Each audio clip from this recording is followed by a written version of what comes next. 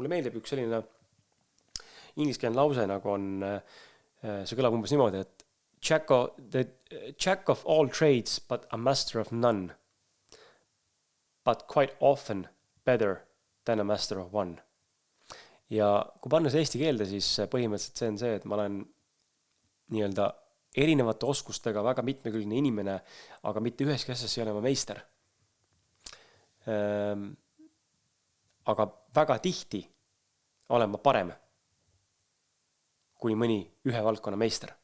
Ja see asja mõte ongi see, et kuna mul on nii lai silmaring tänu sellele, mida ma teen siis nii-öelda multi tegemiste mõttes ja ka sina, kui sa oled selline inimene, siis ma kujutan ette, kas sinul on tegelikult täpselt nii nagu minul oskus näha asju nagu palju laiemalt ja oskus nagu näha võib-olla seoseid kohtades, mida tegelikult võib teised inimesed ei näe ja tulla mingitele uutele ideedele, mingitele lahendustele, mingisugustele nii-öelda leiutistele või suundadele, mida teised lihtsalt ei oska näha, sest et sinu aju töötab teistmoodi ja töötab sellepärast teistmoodi, et sul on nii suur lai ampluaalne kogemus erinevatest ettevõtlus- ja tegutsemissektoritest, mis annavad sulle väga laia põhja nagu sellise silmaringi nii-öelda. Nii et see on omad miinused ja omad plussid ja ma olen alati mõelnud, miks ma olen nagu selline inimene, kellel ei ole ühtegi kindlat valdkonda, milles ma olen nagu spetsialist, välja arvatud podcast. Aga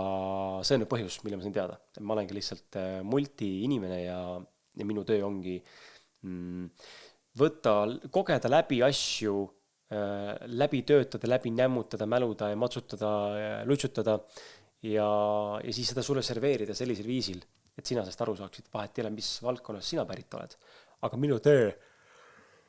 on edasi anda, jumal küll, edasi anda infot, mis puudutab informatsiooni, mis võiks olla sulle kasulik. See on see oskus, mida mina olen tulnud tegema siia planeet Maale täna ja mida ma tegelikult ka teen nende podcastidega.